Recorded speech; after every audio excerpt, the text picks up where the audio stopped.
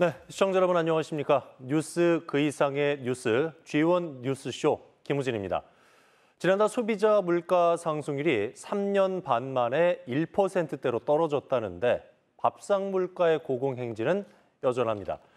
배추뿐만 아니라 시금치, 상추, 오이, 안 오른 채소 가격이 없습니다. 특히 깻잎 가격은 사상 최고 수준인 한 장당 100원.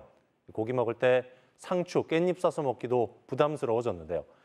이런 상황에서 최근 강원 지역이 고물가 지역으로 분류된 것으로 나타났습니다. 지난달 한국은행 강원본부의 지역경제보고에 따르면 2001년 1월 이후 강원 지역 소비자 물가지수는 14.3% 상승, 전국 평균인 13%보다 높았는데요. 농축산물과 석유류의 지출 비중이 전국보다 높은 강원도의 특성이 물가 상승에 영향을 미친 것으로 분석됩니다. 앞으로 폭염과 한파 같은 기후위기가 또 찾아올 텐데 농수산물 유통구조 개선 방안 등 보다 근본적인 대책이 마련돼야겠습니다. 자, 그럼 한 주간의 주요 뉴스 속 현안과 이슈를 빠르고 쉽게 짚어보는 G1 뉴스쇼 지금 시작하겠습니다.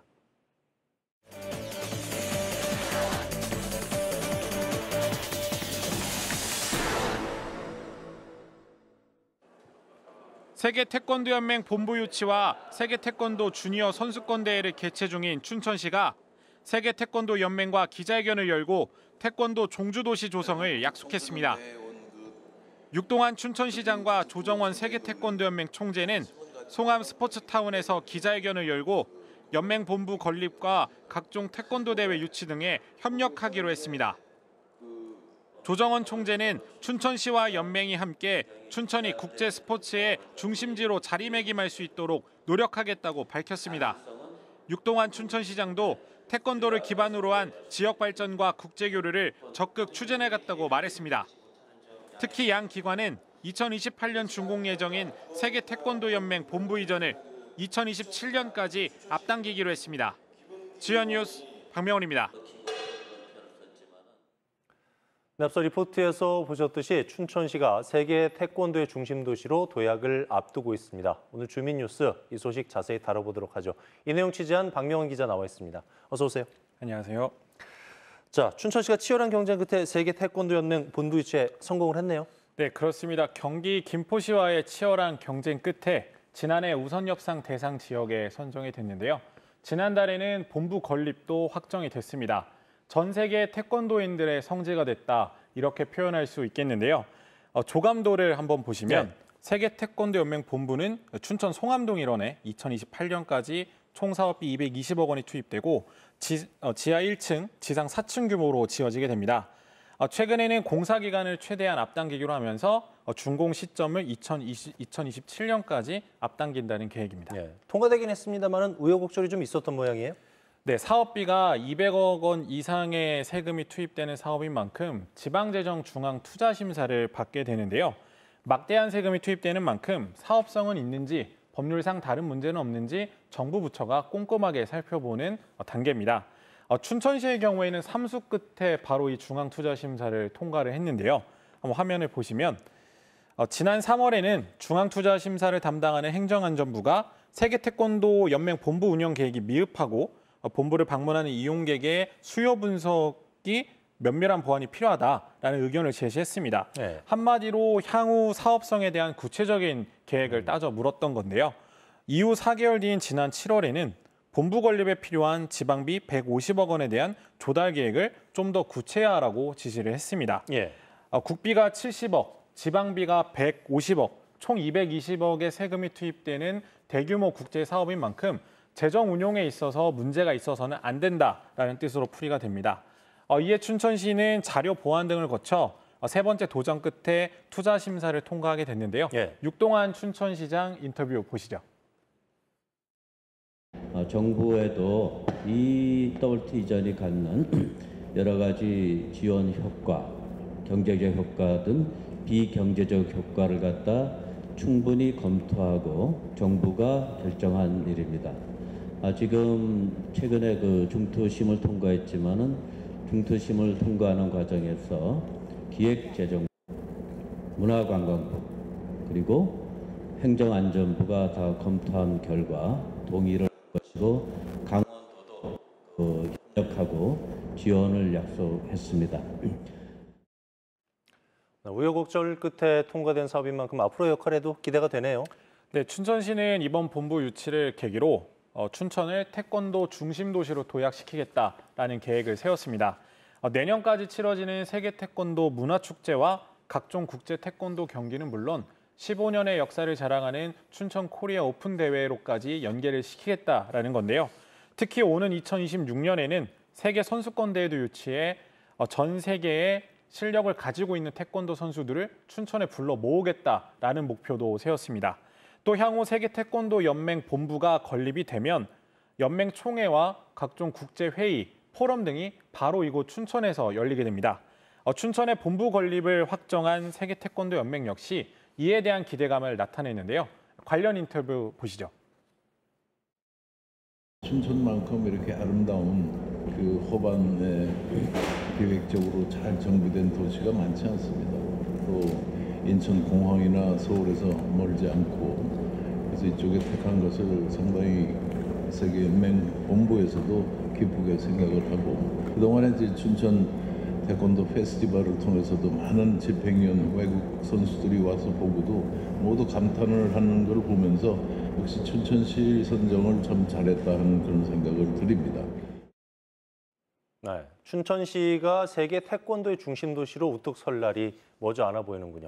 지금 춘천에서 국제 태권도 대회 펼쳐지고 있잖아요. 네, 이번 주 월요일 이제 화려한 개막식과 함께 세계 태권도 주니어 선수권 대회가 드디어 시작이 됐습니다. 129개국에서 1,600여 명의 선수단이 참가를 했는데 역대 대회 규모 중에서는 가장 크다고 합니다. 특히 대한민국에서 개최되는 건 지난 2004년 전남 순천에 이어 20년 만이라고 하는데요. 화려했던 개막식과 뜨거운 대회 열기를 영상에 담아봤습니다.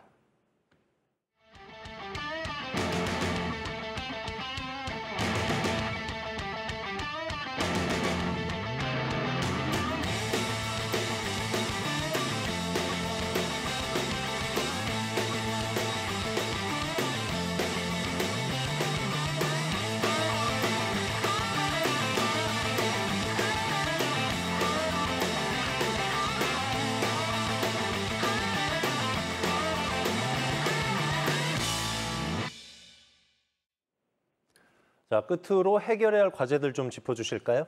네, 우선 춘천시의회 공유재산 심의를 통과를 해야 됩니다. 예.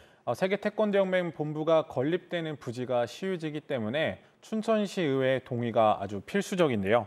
또 본부 운영 비용 일부를 시 예산으로 지원하는 구조인 만큼 이 부분도 시의회는 정확한 지원 규정과 타당성을 짚어보겠다는 입장을 밝혔습니다. 예산 투입 대비 경제적 효과는 얼마나 있는지도 명확하게 짜임새 있게 따져보겠다는 입장을 전해왔는데요. 춘천시는 그동안 세계 태권도 연맹 본부 건립과 유치를 위해 정부의 국비 확보와 정부 지방재정 중앙 투자 심사를 받는 등 다양한 난관들을 극복해 왔습니다. 이번에 춘천시 의회 동의까지 마지막으로 이끌어낸다면 춘천시는 명실상부한 태권도 종주도시 또 중심 도시로서의 역할과 위상을 세울 수 있을 것으로 기대되고 있습니다. 네, 지금까지 주민뉴스 박명원 기자와 함께했습니다. 말씀 잘 들었습니다.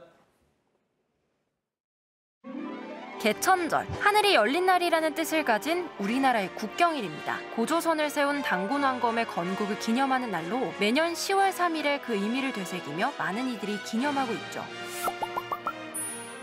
당군 신화를 통해 고조선이 세워졌다는 이야기는 널리 알려져 있습니다.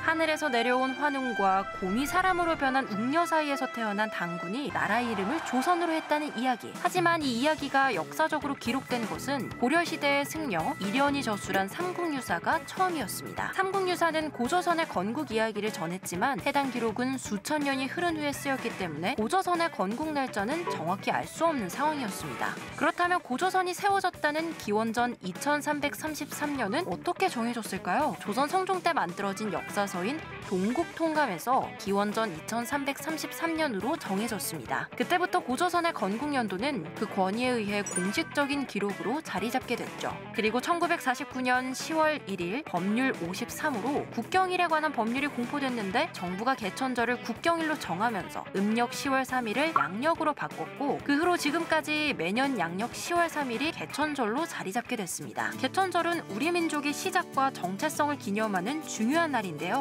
특히 홍익인간, 즉 널리 인간을 이롭게 하라는 단군의 이념은 현대 한국 사회에서도 중요한 가치를 지닙니다. 역사 왜곡 논란이 계속되고 있는 지금 우리 역사에 대한 관심과 자부심을 가지는 것은 더욱 중요한 일이죠. 개천절은 단순한 역사가 아니라 우리 민족의 뿌리를 되새기고 미래를 여는 날입니다. 우리 모두 함께 역사를 기억하며 더 나은 미래를 열어가길 바라봅니다. 과연 여러분의 생각은 어떠신가요?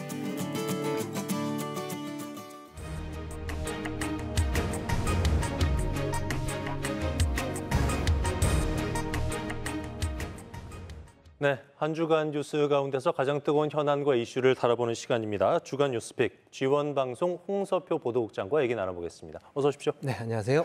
자, 주간 뉴스픽 첫 번째로 픽한 뉴스 어떤 뉴스입니까? 네, 강원특별법 3차 개정안 발의입니다. 네, 드디어 기다리던 강원특별법 3차 개정안이 발의가 됐는데 이번에는 어떤 특례가 담겼습니까? 네, 이제 강원특별법은 정확한 용어가 강원특별자치도 설치 및 미래 글로벌 도시 조성을 위한 특별법입니다. 그러니까 이 법안명에 맞게끔 몇 가지 특례가 담겼는데요. 전체적으로는 40개 특례가 담겼습니다. 그런데 주요 대표적인 특례를 보면 강원도에서 한 서너 개 정도를 꼽고 있는데요.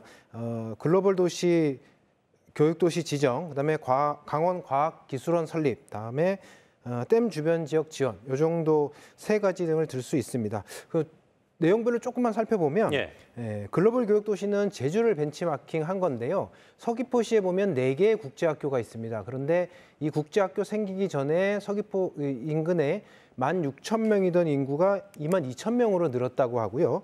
또 학생 한 명에 창출하는 연간 소득 효과가 4천만 원 정도 된다고 합니다. 그러니까 강원도도 이 같은 서귀포시를 벤치마킹해서 국제학교를 설립하려고 하는 것이고요.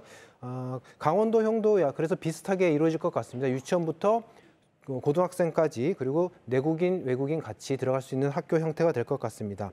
그리고 과학기술원은 현재 국내에 보면 대전, 충청권, 그리고 대구, 경북권, 광주, 전남권, 경남권 이렇게 4개 권역에는 과학기술원이 있습니다. 그런데 강원은 없거든요. 그래서 강원에도 이 같은 과학기술원이 필요하다는 것이고요. 그 필요한 이유는 강원도가 지금 미래 성장 동력으로 추구하는 반도체라든지 그리고 바이오 산업 이런 인재 양성을 하려면 과학기술원이 필요하다. 이런 입장으로 보시면 될 것 같습니다. 그리고 마지막이 댐 주변 지역 지원에 관한 것입니다. 우리 시청자 여러분들이 잘 알다시피 강원도는 댐이 많지만 그로 인한 피해는 제대로 보상을 받지 못하고 있습니다. 그래서 이 부분을 좀 제대로 보상을 받게끔 해주자는 것이고요. 뭐 소양강댐 같은 경우 지금 강원도가 추산한 피해액만 보면 소양강댐 건설 이후에 한 10조 원이 넘는데 지금까지 지원된 보상 금액은 1,000억 원 정도에 그치고 있거든요. 그러니까 제대로 된 보상을 받도록 특례를 만들어보자 이런 취지라고 볼 수 있겠습니다. 네. 일각에서는 2차 개정안에 비해서 집중력이 좀 떨어지는 거 아니냐, 뭐 이런 우려의 목소리도 있는 것 같은데 넘어야 할 산이 좀 있어 보여요? 뭐 당연히 법안이라는 것이 국회 상임위를 통과해야 되고요. 그다음에 법사위를 통과해야 되고 결국 마지막 가서는 이제 본회의까지 통과를 해야 됩니다. 그러나 지금 우리 특별법 같은 경우는 여야 중진 의원인 한규호 의원, 송기현 의원 두 의원이 대표 발의를 했고 또 여야 105명의 의원들이 공동 발의에 참여를 했습니다. 그러니까 뭐 여러 의원들이 참여를 해서 공동 발의한 법안이기 때문에 다른 예민한 법안들보다는 조금 더 수월하지 않을까라는 기대는 해보고 있는데요. 하지만 다른 지역과의 여러 가지 특례가 줄 수 있는 형평성의 문제 그리고 정부 부처에서 볼 때는 과도한 특례라고 볼 수도 있는 부분들이 있기 때문에 이런 부분들을 어떻게 잘 넘어가야 될지가 관건이 될 것으로 보이고요. 그 과정에 강원도의 정치력이 시험대에 오를 것으로 보입니다. 그러니까요. 3차 개정안이 뭐 이번 정기국회에서 꼭 좀 통과가 되도록 강원도의 정치력을 좀 최대한 끌어모아야 되겠다는 생각이 듭니다. 그렇습니다. 계속해서 주간 뉴스픽, 다음으로 픽한 뉴스 어떤 뉴스입니까? 네, 100억 100억 들였는데 항구는 모래밭입니다. 100억을 들였는데 문제 해결이 안 된 거예요. 네, 정말 맞습니다. 큰 문제인데 네. 어떻게 된 상황이에요?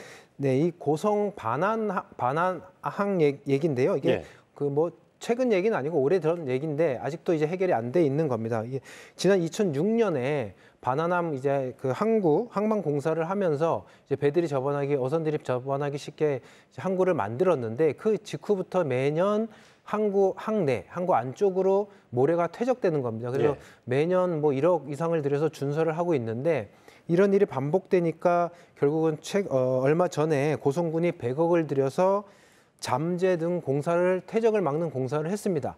근데 그 공사 이후에도 또 퇴적은 계속되고 있거든요.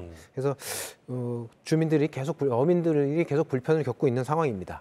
네. 어민들 입장에서는 진짜 답답할 노릇인데 어떻게 해결책이 없습니까? 일단 고성군은 추가로 방사제를 또 건설을 하겠다는 계획인데요. 네. 그래서 정부에 한 80억 정도 사업비를 요청을 해놓은 상태입니다. 그런데 그 앞서서 한 100억 규모의 공사가 예. 제 역할을 못한 상황이기 때문에 이게 제대로 역할을 또 할 수 있을지 지켜봐야 될 것 같습니다. 그렇군요.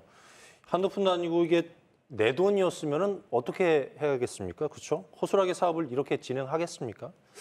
하는 생각이 드는데 더 이상 혈세가 낭비되지 않도록 보다 좀 철저한 사업 관리가 네. 이루어져야 되겠습니다. 네네. 자, 다음 피카 뉴스 어떤 뉴스입니까? 네, 도교육청 학교 급식실 조리 로봇 설치 사업 확대입니다. 확실히 뭐 AI 시대인 것 같기는 한데 그렇습니다. 네. 학교 급식실에서도 조리 로봇이 더 많이 등장할 것 같아요, 앞으로도. 네네 그렇습니다. 네. 정확히 얘기하면 이 조리 로봇이라고는 하는데 정확히 이제 튀김 로봇입니다. 예. 이게 왜 그러냐면 이 조리실 학교 급식실에는 이제 튀김 요리를 많이 하는데 이 튀김을 이제 로봇이 하는 그 역할을 하고 있다고 보시면 될 것 같고요. 강원도 같은 경우는 지난 4월달에 춘천 한샘 고등학교에 처음 이제 시범 도입이 됐습니다. 그런데 이 조리하는 과정을 사람이 아닌 로봇이 하는 건데 한 민간 기업이 로봇 튀김기를 기증을 했고요. 그래서 한 4개월 정도 한샘고등학교에서 시범 운영을 거친 겁니다. 그래서 교육청이 몇 개월 시범 운영을 해봤더니 그 조리 로봇이 튀김 로봇이 있는 지점과 거기서부터 한 3m 정도 떨어진 지점, 그걸 1지점, 2지점으로 본다고 한다면 그 1지점과 2지점 사이에 그 미세먼지 농도가 한 50% 이상 다 감소한 걸로 나왔거든요. 그러니까 튀김기 바로 앞에서 조금만 떨어져 있어도 미세먼지 노출에서 상당 어느 정도 많이 저감이 된다. 이 효과까지 이제 분석을 했기 때문에 강원도 교육청이 한 10억 원 정도를 들여서 내년에는 10대 정도를 확대 설치할 계획이 있습니다. 그러니까 조리 로봇, 튀김 로봇이라고 말씀을 맞습니다. 해주셨는데 이게 이제 확대된 배경은 역시 급식 종사자들의 그렇습니다. 건강 문제 때문이죠. 네, 그렇습니다. 이제 조금 앞서서 설명드렸는데 튀김 문제인데요. 이제 튀김 요리를 많이 하다 보면 그 조리 과정에서 예. 조리흉이라는 연기로 인해서 이제 조리 종사자들의 건강을 해치는 문제가 계속 대두됐고요. 이 조리흉 입자가 초미세먼지보다 작다고 합니다. 그래서 더더군다나 건강에 많이 해로운 물질인데 지난 2002년에 교육부가 급식 종사자 대상 건강 검진을 검진을 했는데 그 결과 대상자 2만 4천여 명 중에 139명이 폐암 의심 또는 매우 의심 결과가 나왔고요. 또 실제 31명은 폐암 확진을 받기도 했습니다. 그래서 이 튀김 로봇이 개발됐다 이렇게 볼 수 있겠습니다. 네. 급식 이 종사자분들 계시기 때문에 우리 아이들이 또 건강한 한 끼를 먹을 네, 수 있는 거 맞습니다. 아니겠습니까? 네네. 앞으로 조리 로봇이 급식 종사자의 좀 근무 환경 개선에 큰 역할을 해줬으면 좋을 것 같아요. 그렇습니다. 자, 마지막으로 피카 뉴스 어떤 뉴스입니까? 네, 현역 군장병도 전투원 무전기 통신 불량입니다. 예. 네, 지난주였죠. 주민 뉴스 통해 가지고 맞습니다. 네. 전투원 무전기 성능 논란 또 특혜 의혹을 조목조목 짚어드렸는데 네. 보도 이후에 현역 군 간부의 내부 고발이 또 나왔다고요? 네, 맞습니다. 지난주 지원 방송 우리 시청자 여러분들 보셨으면 전투원 무전기 문제 보도 보셨을 텐데요. 전투원 무전기의 성능, 그다음에 그 무전기 도입 과정에서 입찰에 좀 오락가락한 행정 문제를 저희가 짚었습니다. 이 보도 이후에 이번에 현역 실제 군생활하고 현역 군간부가 무전기에 대해서 저희에게 제보를 했고요. 뭐 내용은 장거리 기동이나 침투 훈련을 할 때 무전기 간 통신이 좀 불량하다 이런 제보 내용이었고 저희가 조금 더 이런 내용들을 확인하기 위해서 전방 지역에 가서 우리 직접 무전기를 사용해 봤다는 병사들을 대상으로 취재를 시도했고 다수의 무전기를 사용한 병사들이 문제를 제기했습니다. 주요 제기한 문제들은 멀리 떨어지면 통신이 끊긴다. 그다음에 밀폐된 공간에서도 잘 끊긴다. 자동 중계 기능 오작동도 있었다. 이런 문제 제기였습니다. 특히 이제 저희 지원 방송에서 이 무전기 뉴스를 취재 보도한 이유는 훈련 중이나 유사 시에 무전기 오작동 내지는 불량으로 인해서 발생할 수 있는 만에 하나의 사고 이런 것들을 대비하기 위해서 무전기는 그래도 잘 소통이 되는 장비여야 된다. 이 문제의식에서 시작을 했기 때문에 우리 방사청에서도 이런 문제의식에 좀 공감을 해서 단 하나의 무전기 오류가 없는 그런 군부대 문화가 될 수 있도록 좀 신경을 썼으면 좋겠습니다. 네.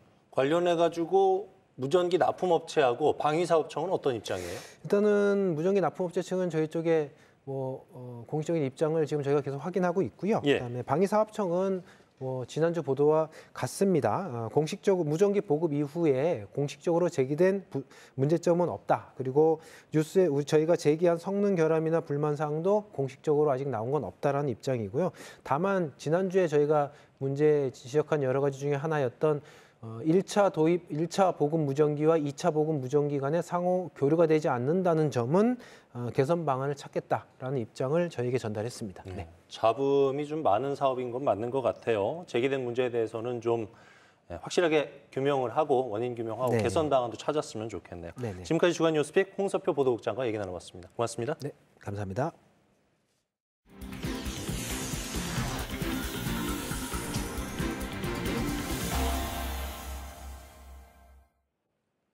네, 한 주간의 주요 뉴스 속 현안과 이슈를 빠르고 쉽게 짚어보는 G1 뉴스쇼 함께하고 계신 지금 시각 7시 8분 지나고 있습니다. 이번 순서는요, 한 주간 화제를 모은 정치권 소식과 지역 소식을 전해드리는 네트워크 현장 N시간이 되겠습니다.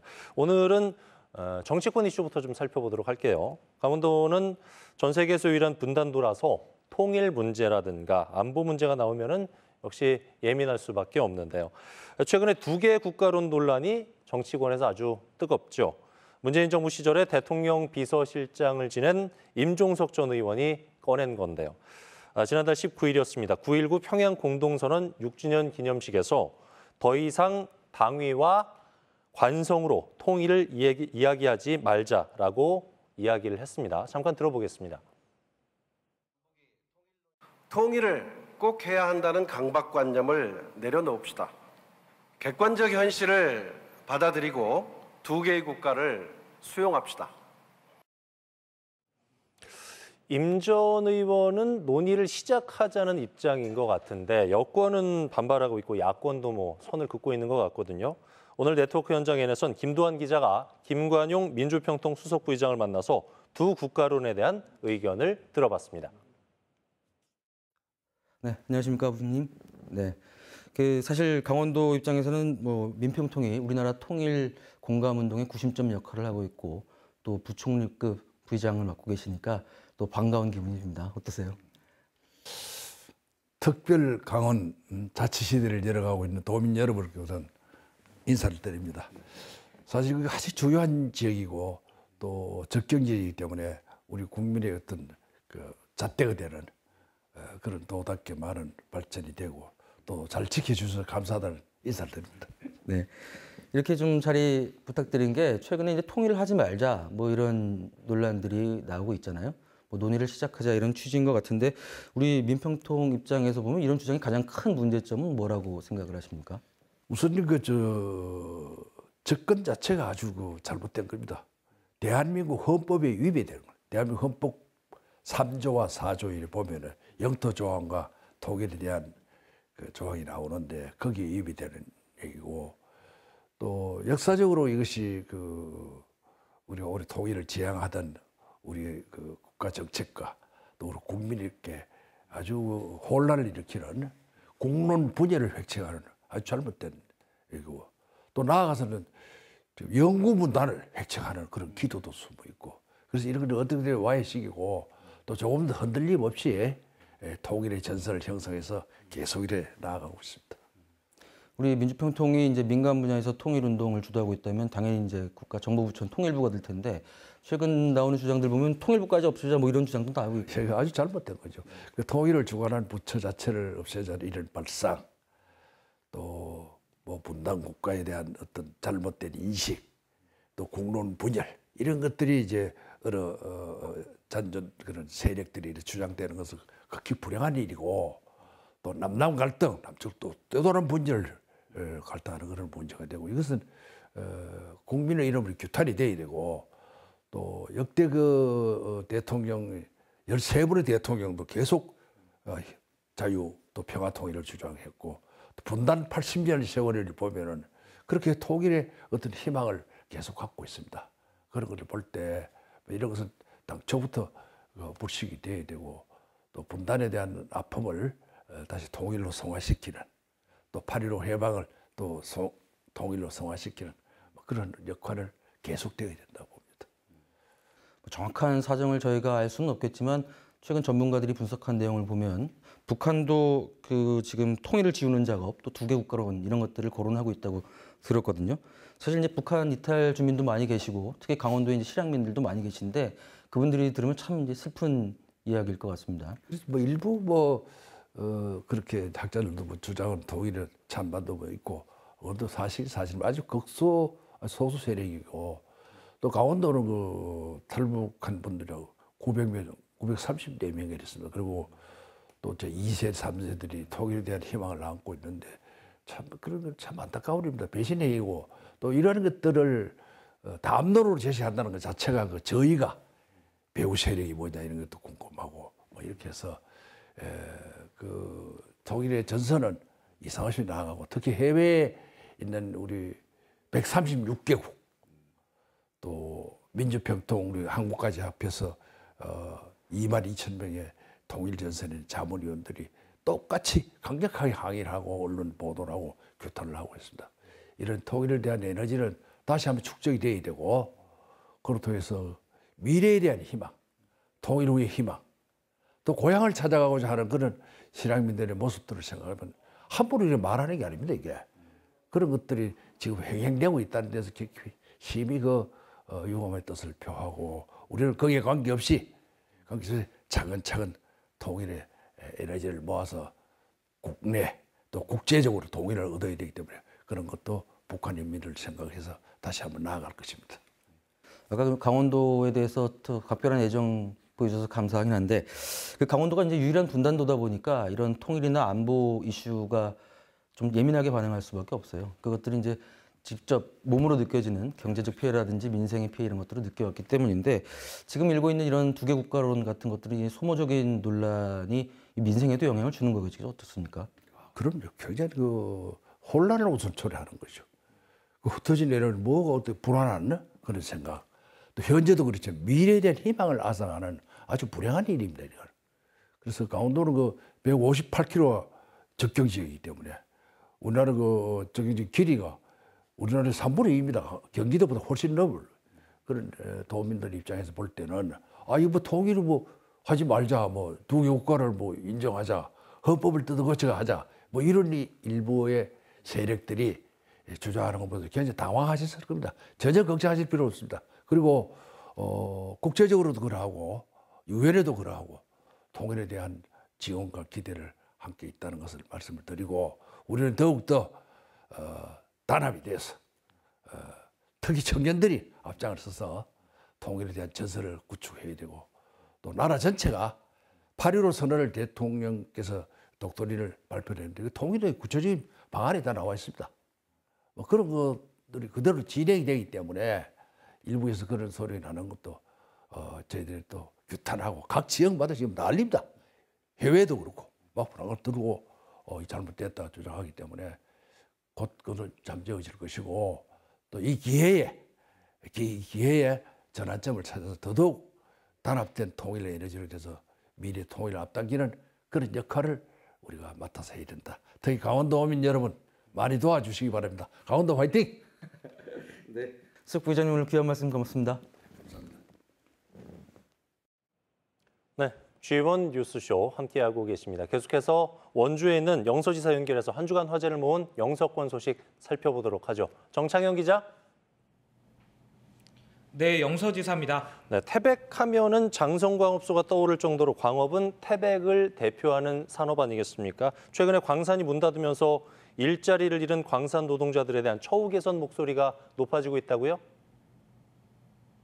네, 그렇습니다. 지난주 장성광업소를 다니던 광부들이 거리로 나와 행진을 벌였는데요. 산업 역군이라 불리던 100여 명의 광부들의 목소리에 시민 2천여 명도 힘을 보탰습니다. 광부들은 대형 동발과 안전모 등을 운반하며 행진을 시작했고 시민들도 이에 호응했습니다. 장성광업소 폐광으로 직장을 잃은 광부들은 산업경제 견인을 위해 청춘을 바친 노고에 대한 인정을 원했습니다. 정부가 국가기념일로 광부의 날을 지정해 석탄 산업과 산업 영웅을 기억해달라며 성역화 사업의 필요성을 강조했습니다. 기념일 지정과 함께 광산을 지키다 병이 들어버린 진폐 환자의 처우 개선에도 목소리를 높였습니다. 한편 태백시는 장성광업소 폐광으로 생긴 산업 공백에 대해서는 청정 메탄올 산업과 지하 연구시설 유치를 통해 태백 경제를 유지하겠다는 계획입니다.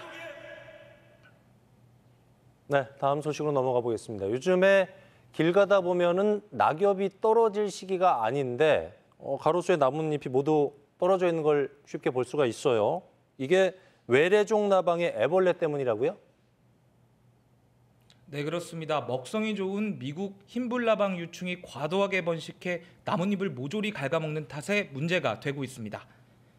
나뭇잎에 수많은 애벌레가 붙어있는 모습을 볼 수 있는데요. 화렵수의 잎을 모조리 갉아먹는 먹성을 가진 미국 흰불나방 유충입니다. 주변으로 점점 번지는 탓에 원주시 문마급 도심 일대 벚나무는 모두 앙상한 가지만 남았습니다.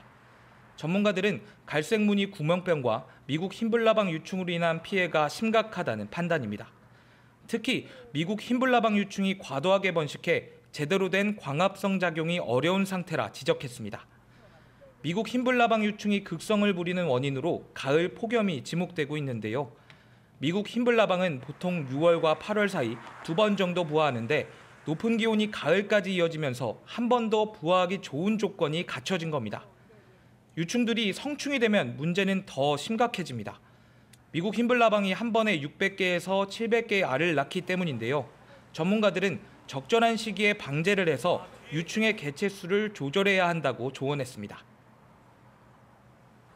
네, 정선 아리랑제하고 횡성 한우 축제 같은 이런 다양한 축제들이 영서 지역에서 열리고 있는데요. 징검다리 연휴 맞아서 많은 관광객들이 찾고 있다고요?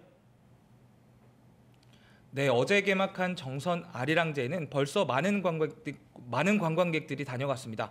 횡성 한우 축제도 개막해서 영서 지역 전체가 들썩이고 있습니다. 유네스코 인류 무형 문화유산인 정선 아리랑을 제대로 느껴볼 수 있는 아리랑제는 모레까지 이어지는데요. 아리아라리 뮤지컬 공연과 정선 아리랑제의 역사성을 알리는 7연 제례 등이 펼쳐집니다. 12개 분야에 95개에 달하는 프로그램이 마련돼 있어 다양한 볼거리를 선사하고 있습니다. 영서 지역 축제는 정선 아리랑제만이 아닙니다. 어제 개막한 한우 축제도 선선한 가을 날씨에 힘입어 성행하고 있는데요. 우아한 휴식을 주제로 열리는 이번 축제에서는 구이터를 비롯해서 3개 분야 13개의 다채로운 프로그램이 진행됩니다. 국내 최대 규모의 댄싱 축제인 원주 댄싱 카니발도 내일부터 사흘간 원주 댄싱 공연장 일대에서 펼쳐집니다. 올해는 기존 퍼레이드 중심에서 벗어나 K-팝과 연계한 댄스 경연 중심의 콘텐츠형 축제로 진행될 예정입니다. 지금까지 영서지사에서 전해드렸습니다.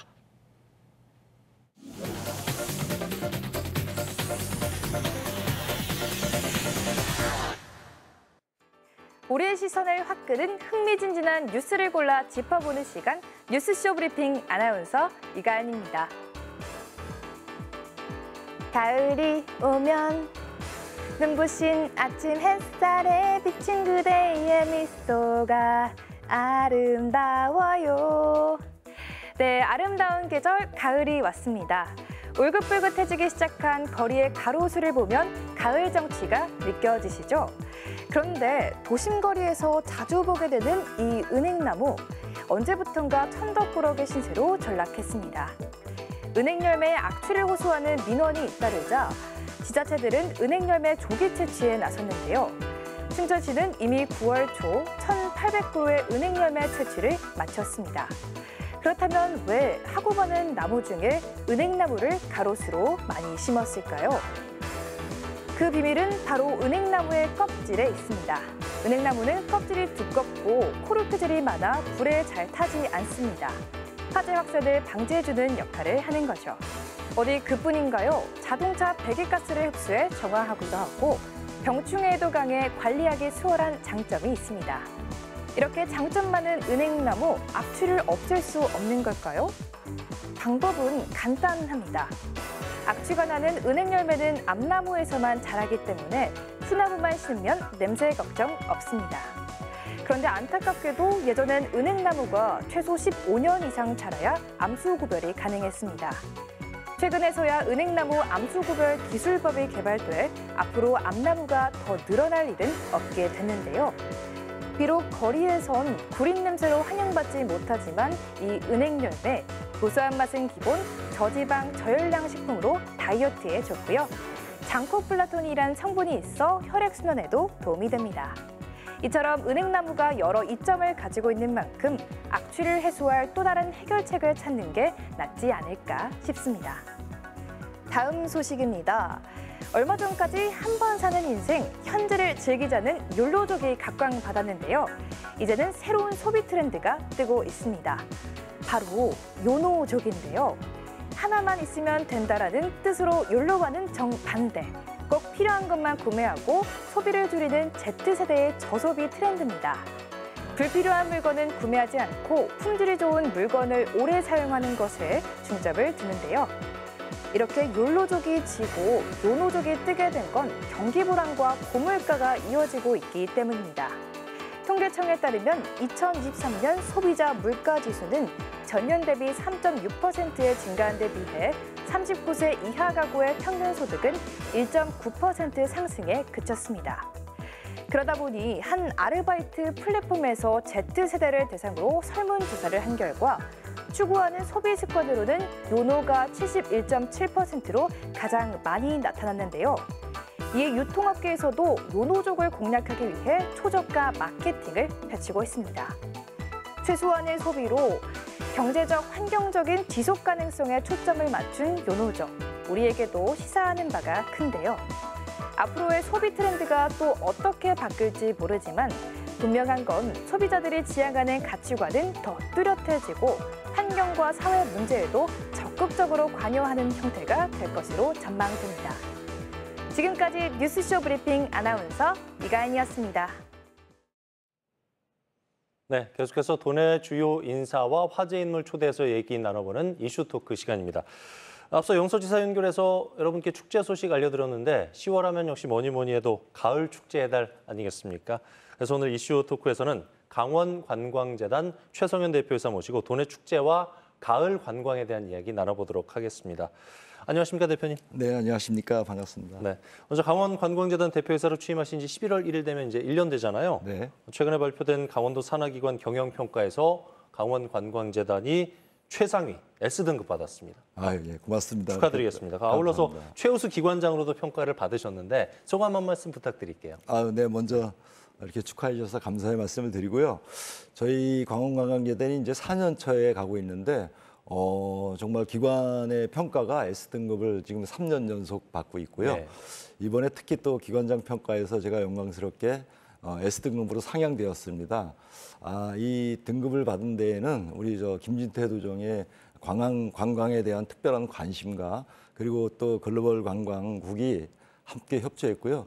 또 저희가 18개 시군을 전담하고 있는 그런 관광 재단인데 또 18개 시군의 시장 구선님들이 많은 협조를 해줬고 무엇보다도 특히 우리 강원관광재단의 임직원들이 정말 원팀이 돼서 열심히 했다는 그런 평가를 좀 드리고 싶고요. 이 또 최우수 기관과 기관장을 줬다는 거는 제 입장에서는 또 우리 강원관광을 더 활성화시키는데 노력을 또 경주에 해야 되지 않나 이렇게 또 그런 책임감도 갖고 있습니다. 고맙습니다. 가을은 역시 축제 계절 아니겠습니까? 네, 10월 달 맞습니다. 되면 이제 강원도 내에서도 여러 가지 축제들, 행사들 많이 열리게 될 텐데 여기는 꼭 한번 가보셔라. 어디 추천하고 싶으세요? 네, 이번에 정말 역대급 더위가 있었지 않았습니까? 그렇죠. 예. 예, 그런데도 불구하고 동해안에 한 750만의 관광객이 차주해서 너무 감사드리고 이제 계절의 변화를 겪어서 가을로 접어들고 있습니다. 우리 가을에는 우리 강원도만이 갖고 있는 정말 맑은 하늘과 공기, 청정 지역인 강원도의 가을 축제가 시작되었습니다. 가을 같은 경우는 저희가 이제 꽃놀이를 즐길 수 있는 원주 용수골 가을 꽃축제라든지 인제 가을 꽃축제, 그리고 정선의 민둥산 옥새 꽃축제, 그리고 이제 철원에는 또 대평 관광지로 자리하고 있는 철원 고석정 꽃밭 꽃축제를 이렇게 추천드리고 싶고요. 예. 또 이 가을 축제 하면은 볼거리도 있지만은 또 관광객을 먹거리로 또 유인할 수 있는 축제들이 다양하게 있습니다. 벌써 시작이 되고 있는데요. 앞전에 저도 이제 방송에 조금 봤는데 행성 한우 축제, 예. 또 그리고 홍천의 인삼 한우 명품 축제라는 것이 있고요.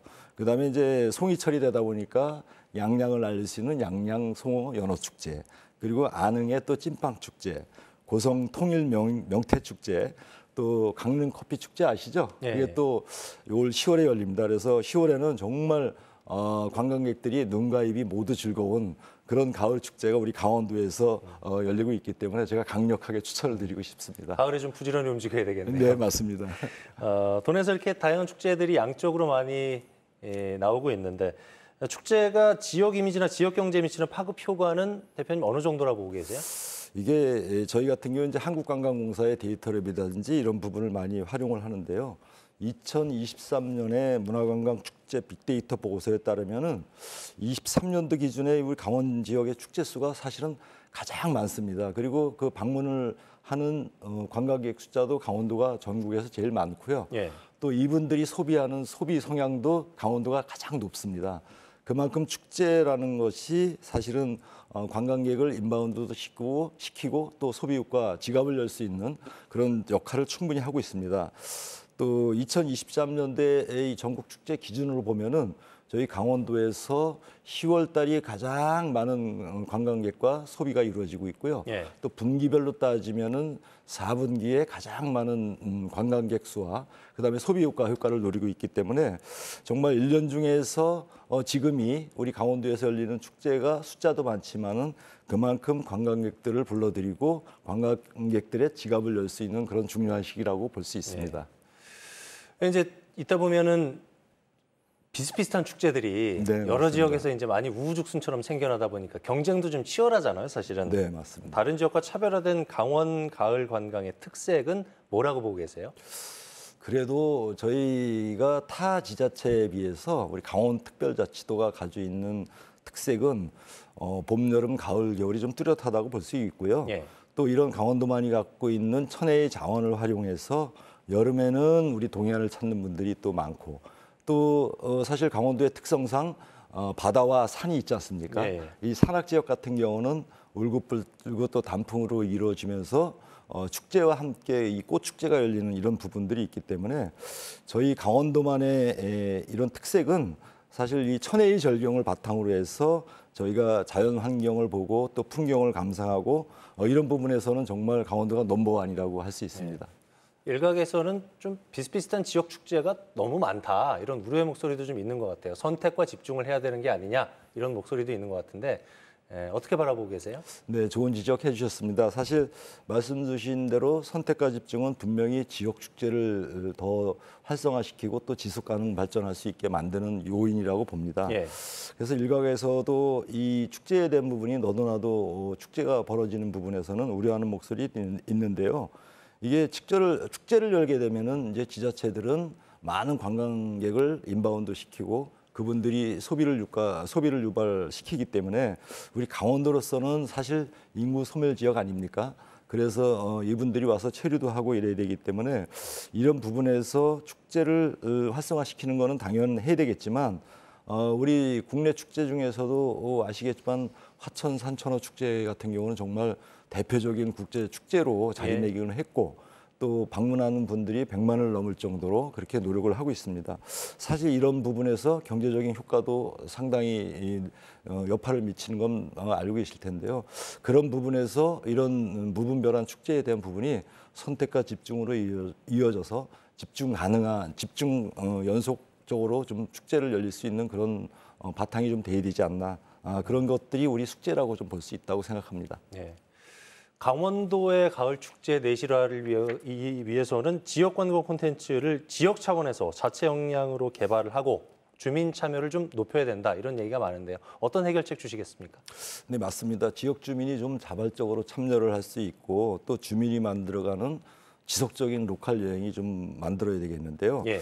그런 부분이 사실 국내 사례로 봤을 때는 제주도가 비피 사례이지 않나 싶고요. 네. 그 사례 중에서도 주민 주도의 관광 체계를 구축을 해서 그런 거점 조직을 발굴하고 또 육성하고 또 이런 부분을 주민 역량 강화를 시키고 또 지역 주민이 기반이 돼서 지역 관광 콘텐츠 개발을 만든다면은 이 부분들이 또 지역의 소득으로 또 이어지고 그 소득이 수익 창출로 이어진다고 보고 있고요. 그래서 우리 관광재단도 올해는 문체부와 관광공사와 함께 관광 두뇌 사업을 준비하고 있습니다. 이래서 우리 강원도도 타 지역에 비해서 지역 주민들이 좀 많이 참여할 수 있고 또 강원 관광에 대한 경쟁력을 높일 수 있게 만들고요. 이런 비피 사례를 창구해서 강원도만이 가지고 있는 우리 지역 주민과 함께하는 그런 관광 체계를 구축하고 또 고도화하는데 많은 노력을 좀 경주해야 된다고 생각을 합니다. 예. 강원도 관광 발전을 위해서 이제 강원관광재단이 여러 노력들 많이 하고 계신 걸로 알고 있는데 지금 추진하고 있는 대표 사업들은 어떤 게 있어요? 그 재단은 사실 새로운 관광을 좀 계속 실천하고자 노력을 하고 있고요. 저희 강원관광재단이 이제 앞으로는 글로벌 관광재단 전문기관으로서 다양한 사업을 추진하고 있습니다. 저희가 원조 관광 사업 중에는 이제 워케이션 사업 같은 것이 있고요. 그다음에 이제 반려인구가 한 1,500만 이상이 되다 보니까 반려동물과 함께하는 인프라를 구축한 시설이 많은 곳에서 저희가 반려인구와 함께하는 그런 관광 콘텐츠를 발굴하고 있고요. 또 자체 사업으로는 별빛이 누리는 요가라든지 또 건강을 위한 맨발 걷기 사업, 또 그다음에 산악관광, 그다음에 20대 명산 인증 챌린지, 우리 강원도의 명산을 이용한 인증 챌린지를 또 좀 만들어서 관광 활성화를 하고 있고요. 이런 부분에서는 또 해외 관광객 인바운드를 위해서 해외 글로벌 홍보 마케팅도 좀 빠질 수 없겠죠. 그리고 강원 관광 홍보 세일즈를 위해서 저희가 해외 로드쇼 추진하고 그리고 요즘 국내의 마이스 행사라든지 마이스 산업이 정말 우리 지역 경제 활성화에 큰 도움이 된다 그래서 그 마이스에 대한 강원도 유치도 지금 적극적으로 하고 있습니다. 네. 최근에 한국은행 강원본부가 발표를 했습니다. 강원 지역 축제 현황 및 발전 방안에 따르면은 지난해 도내 102개 축제 중에 방문객과 관광업 매출이 모두 증가한 축제가 62개에 그쳤어요. 절반이 좀 넘는 건데 일부 축제 같은 경우에는 방문객은 증가를 했지만은 매출은 증가하지 않았단 말이죠. 관광객들이 이제 지갑을 많이 안 열었다는 얘기가 될 것 같은데 대표님께서는 어떻게 보고 계세요? 네, 맞습니다. 이게 앞전에 말씀 주셨듯이 선택과 집중은 분명히 해야 된다고 생각을 하고요. 많은 그 축제들이 무조건적으로 관광 유발 효과, 소비 효과를 누린다고 보지는 않고요. 그래서 차별화된 지역 축제가 많이 필요하다고 봅니다. 관광객들이 3대 요소 중에 하나가 이제 볼거리, 먹거리, 즐길거리인데요. 네. 이 축제의 3요소를 좀 잘 저희가 좀 맞아 떨어지지 않나 생각을 하고요. 또 축제의 획기적인 아이템도 저희가 좀 곁들이고 이런 부분을 위해서 관광객이 볼거리와 먹거리 또 액티비티하게 즐길 수 있는 그런 문화 또 우리 또 축제의 전통과 문화를 알릴 수 있는 부분 그다음에 우리 지역 도민들이 이 바가지 요금을 근절하기 위해서 자정의 노력을 해주는 이 요소까지도 곁들인다면은 그 축제를 찾는 관광객들이 엄청 만족하지 않을까 생각을 하고요. 이런 부분에 대해서는 지자체에서도 무분별한 축제라든지 행사성 축제는 좀 줄여야 되지 않나 그런 말씀도 좀 드리고 싶습니다. 전문가들 같은 경우에는 관광객들의 발길을 묶어두고 또 지역 경제 활성화하려면 체류형 관광 그리고 주변 관광 연계 활성화가 필요하다고 조언을 하는데 어떤 노력들 필요하다고 보고 계세요? 네, 뭐 앞전에 말씀드렸다시피 우리 강원도가 사실은 인구 소멸 지역에 들어있는 시군이 많습니다. 이런 부분에서는 사실 체류형 관광객을 많이 유치해야만 지역 경제의 활성화에 도움이 되고요. 주민소득으로 창출이 될 텐데요. 이런 부분에서는 저희가 이제 숙박형 복합 리조트라든지 이런 부분을 좀 많이 준비해야 될 것 같고, 지금 강원도가 수도권하고 편리해지거나 또 찾을 수 있는 그런 관광 인프라들은 많이 구축되고 있거든요. 네. 그런 교통에 대한 편리한 수단, 그다음에 관광 도로라든지 신규 관광지를 또 개발한다든지 이런 부분이 좀 우선적으로 갖춰져야 될 것 같고요. 네. 이런 하드웨어적인 인프라 구축 바탕 위에서 저희가 18개 시군과 함께 협력해서 그 고유의 매력을 살릴 수 있는 지역 관광지를 좀 발굴하고, 그 발굴한 곳에서 지자체와 같이 협업을 해서 저희가 체류형 관광을 좀 이끌어낸다면은 자연스럽게 이런 부분들이 우리 강원도의 관광 활성화로 좀 이어질 수 있다고 생각을 합니다. 네. 끝으로 도민 여러분들께 앞으로 펼쳐나갈 강원관광재단의 역할, 계획에 대해서 말씀해 주실까요? 네, 앞에 칭찬 주셨는데요. 저희가 최우수 등급 기관을 맞은 만큼 더욱더 좀 강원도 발전을 위해서 노력을 해야 된다고 보고요. 2025년도에는 우리 강원관광재단이 강원 방문의 해로 저희가 좀 선포식을 할 것 같습니다. 강원도 방문의 해를 맞이해서 저희가 목표하는 특별자치도와 목표로 하고 있는 2억 명 유치와 관광객 유치와 2조 2,100원 이상의 소비 달성을 위해서 저희가 노력을 하고요. 특히나 우리 강원관광재단이 특별한 여행 강원도풀이라는 슬로건 아래 지금 차별화된 관광 콘텐츠를 만들고 있습니다. 이를 통해서 지역경제 활성화에 앞장서는 데 더욱더 노력을 하겠다는 말씀을 드리고 싶습니다. 네. 강원관광재단이 다양한 지역관광 콘텐츠 발굴 그리고 관광객 유치 활동화에 앞서서 강원도가 대한민국 관광 1번지로 자리매김하길 기대해 보겠습니다. 강원관광재단 최성현 대표이사와 얘기 나눠봤습니다. 오늘 나와주셔서 고맙습니다. 감사합니다. 네, 앞서서 가을철 가볼 만한 축제들 소개해드렸죠. 최근에 설악산 고지대부터 단풍이 물들기 시작해서 산에 가시는 분들도 늘어날 텐데요. 최근 5년간 도내 산악사고의 41%가 9월에서 11월 사이에 가을철에 발생을 했습니다. 즐겁고 안전한 산행을 위해선 나의 체력에 맞는 등산로를 정하고요. 사고 위험이 큰 비법정 탐방로는 절대 이용하지 마시기 바랍니다. 뉴스 그 이상의 뉴스, G1 뉴스쇼. 저희가 준비한 소식은 여기까지입니다. 편안한 저녁 시간 보내십시오. 고맙습니다.